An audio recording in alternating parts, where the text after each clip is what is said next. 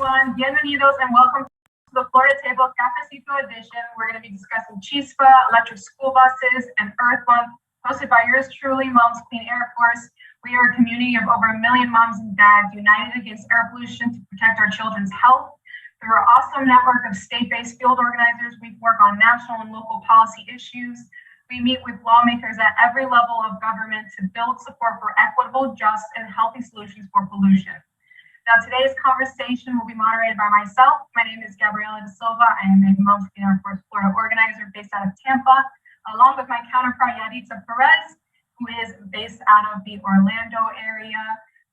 So this important conversation we'll be having today will be joined by CHISPA Florida Director, Maria Revelles. Welcome. We are so happy to have you here today. So happy to be here too. And before we start the conversation, I just kind of wanted to just lay a backdrop of about electric school buses and these kinds of campaigns and initiatives. Now, diesel school buses emit harmful, carcinogenic, and toxic emissions into the air children and communities breathe every day. This diesel plume has been shown to contribute to lung cancer, asthma, and other respiratory issues. Each day, 26 million children ride on school buses, and it is vital that Congress passes federal legislation to support this transition to diesel buses or diesel school buses to 100% clean energy power buses swiftly and as swiftly as possible. Children who ride diesel school buses are exposed to carcinogenic, asthma-causing pollution, and the air quality inside the school bus, as we have found, tends to be worse than outside the bus. So children are more susceptible to health harms from this pollution, given their developing respiratory systems and faster breathing rates.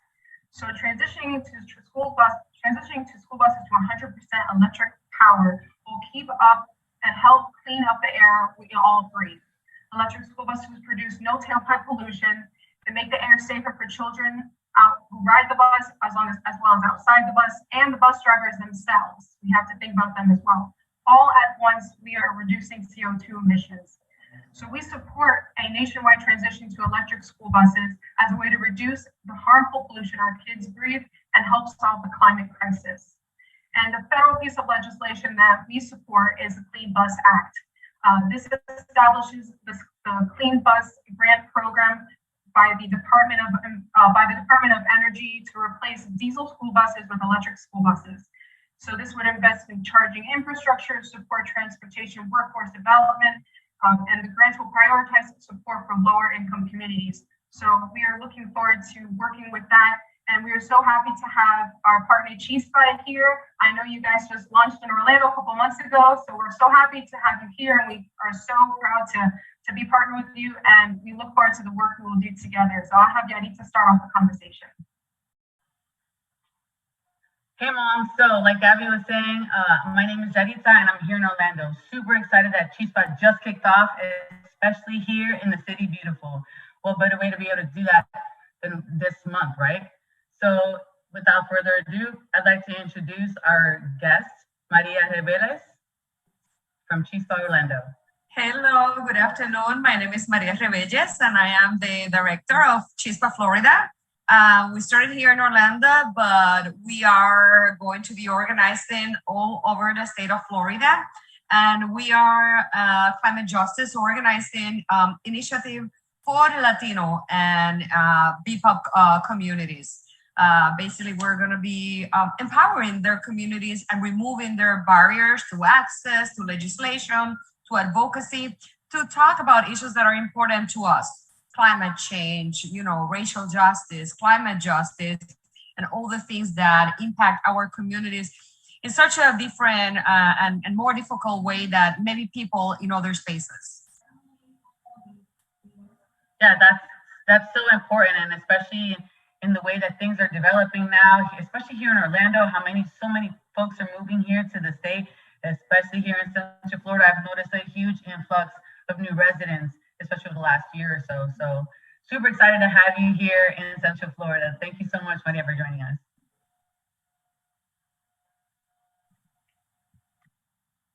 Now we can start with the first question, right? I know CHISPA is new, and we want to let our members and other moms and other individuals know what is CHISPA and what is the work that you're doing right now in Florida. What is your current work?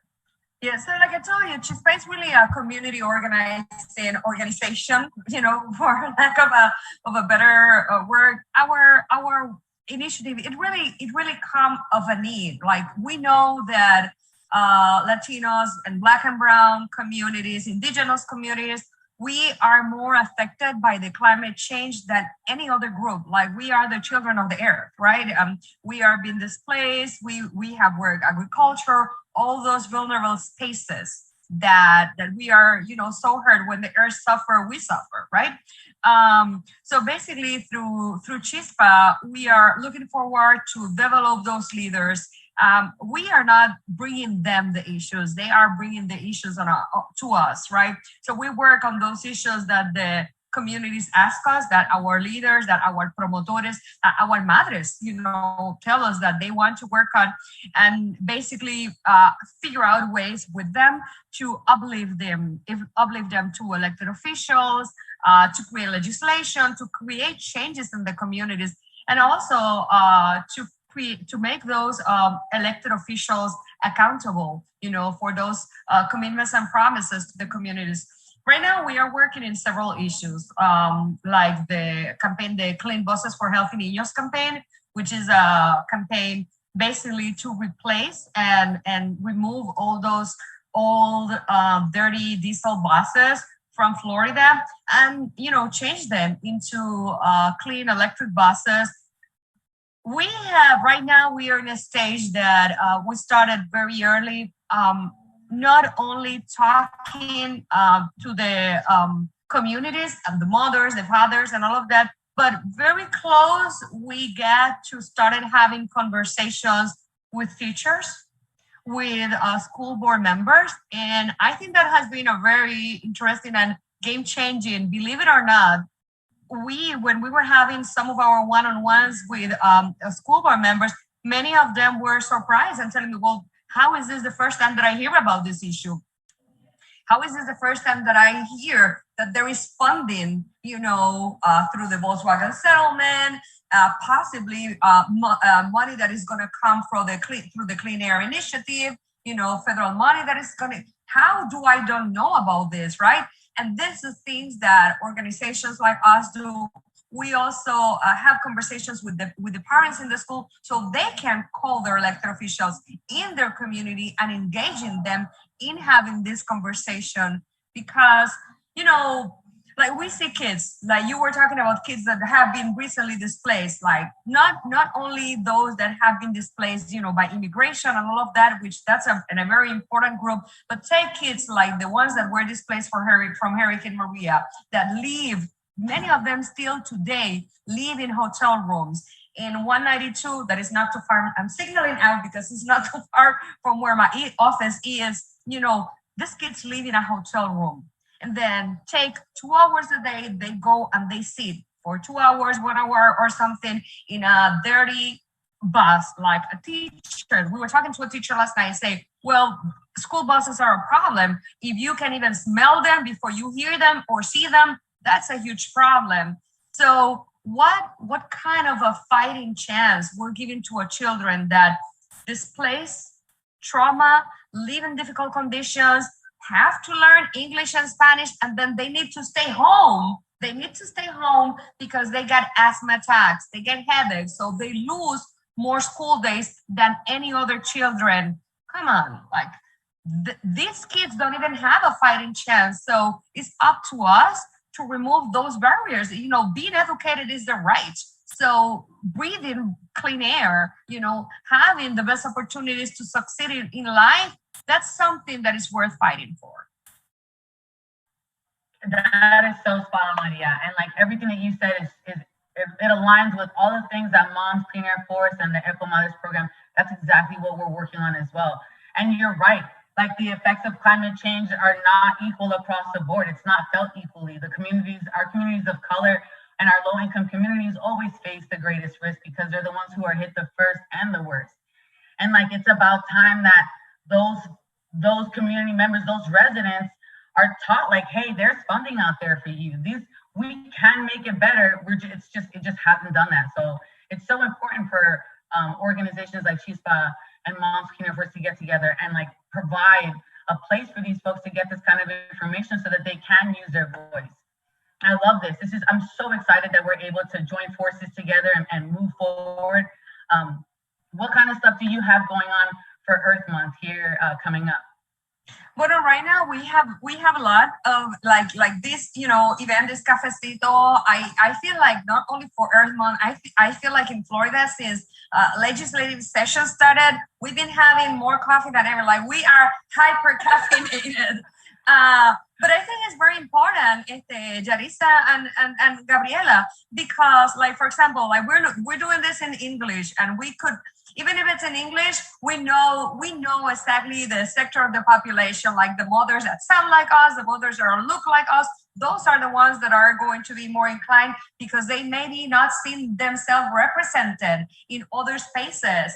Many of the conversations that we're having are being in Spanish, because there are discussions about climate, about legislation, about policy, about clean air, about clean water that are not happening in Spanish. The media is not necessarily covering in Spanish or in community papers the same way that it will cover National Geographic or other kind of level conversation.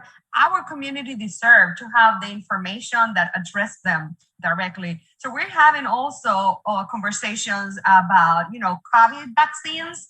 You decide, at the end of the day, you decide if you want to have a shot or not, but at least you need to know that the access should be equal across the board, and that you have the right to make that decision, what's better for you, what's better for your family, with facts, in your language, in a space, even in a time frame that works for you. So those are the things that we're having. We're having brunches with a brunch with community faith leaders.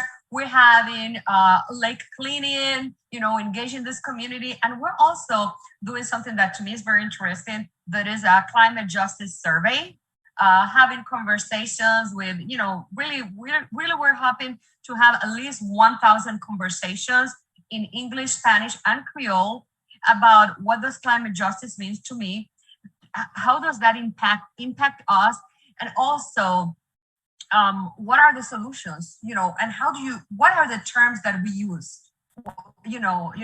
I think that people have to make sure that when we're having these conversations, we're having it in a lingo that hits people home, that we're using, the right conversation, and that we're listening to their problems. Don't come in with solutions, from them when communities already know what needs to happen. So those are the things that we're doing. So we've been having a pretty busy time since we launched, and April and Earth Month is not going to be a difference. Oh, awesome. I mean, I'll be 100% agree with everything you just said. And any partnership, any assistance, any support that you need in the future, you have us at the EcoMadres program, Moms Clean Air Force as a whole, you have us. And speaking of equal access, right? So for the Florida Department of Energy, they had applications where, school districts can apply for these funds that are given through the Volkswagen settlement money. And a lot of it has to do with like whether schools can provide a certain percentage of funds in order to receive the funds. How do we ensure, because in the situation, whenever I was in a conversation with somebody about it, how do we ensure that underserved schools and school districts who do not have the same access to these funds, how do we ensure that they have access to electric school buses, right? Have access to the education about climate and all these other things? Like, how do we do that? Does it take just us as organizations to kind of come in and have these conversations, or should there be more being done?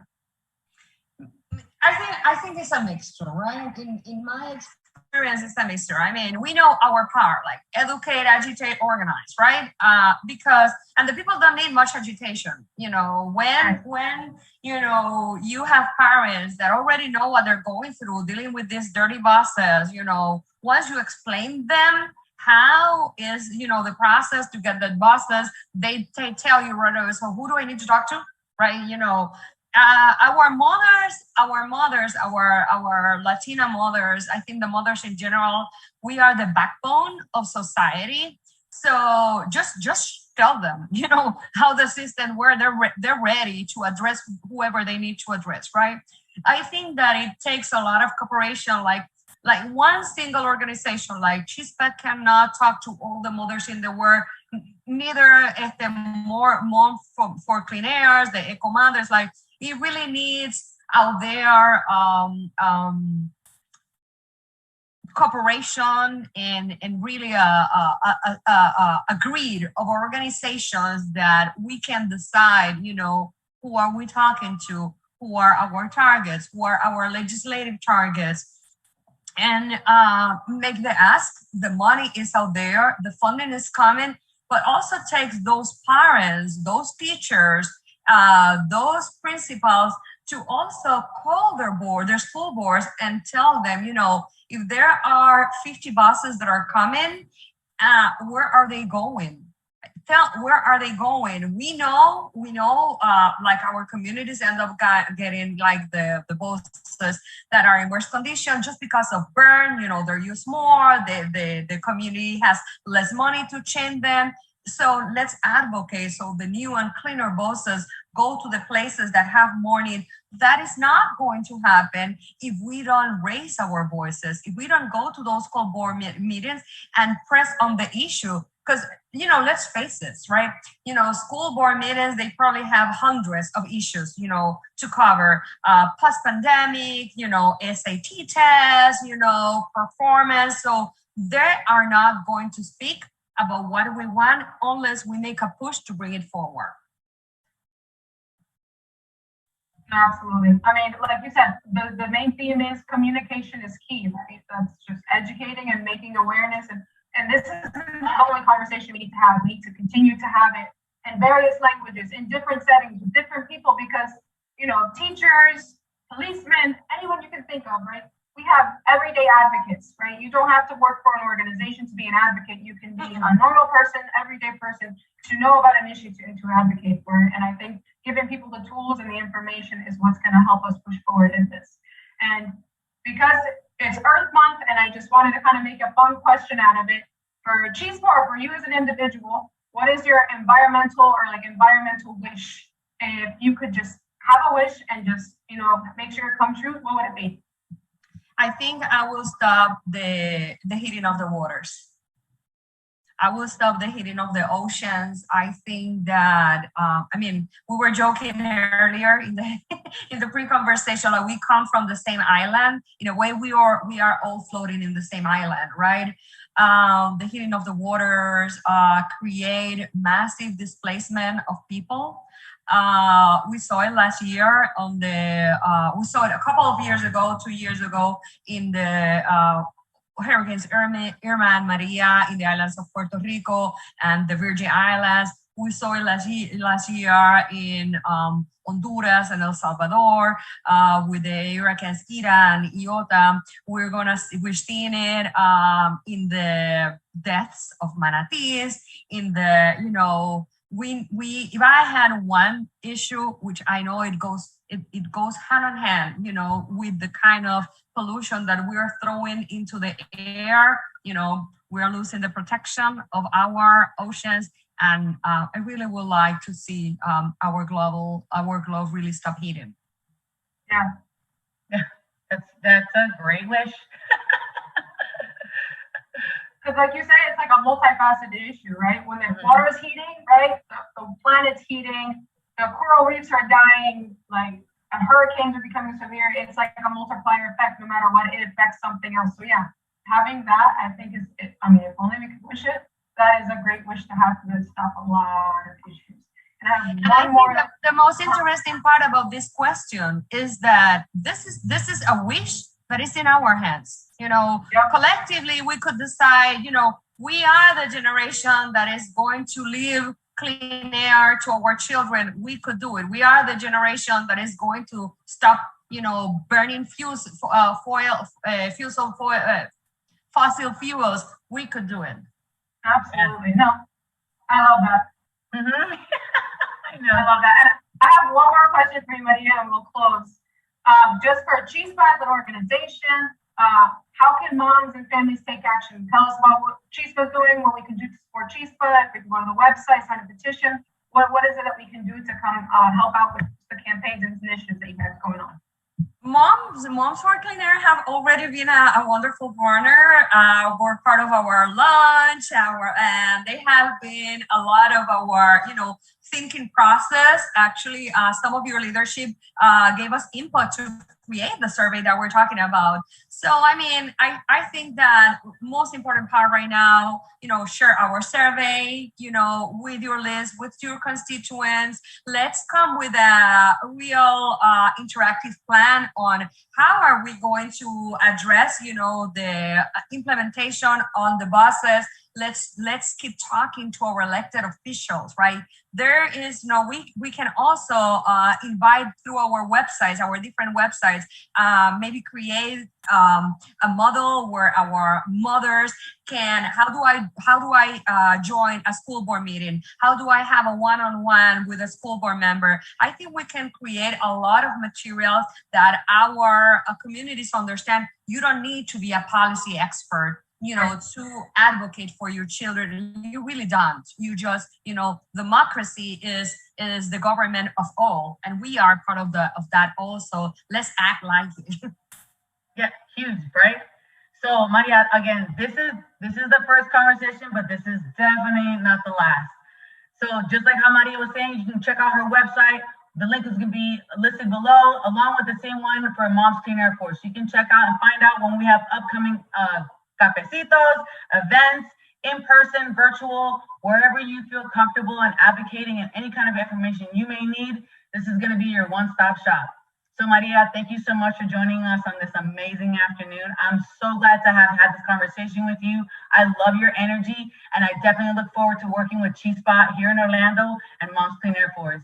So ladies, moms, dads, uncles, aunts, tias, EcoMadres, until next time, welcome to Florida Table Talk. Cheers.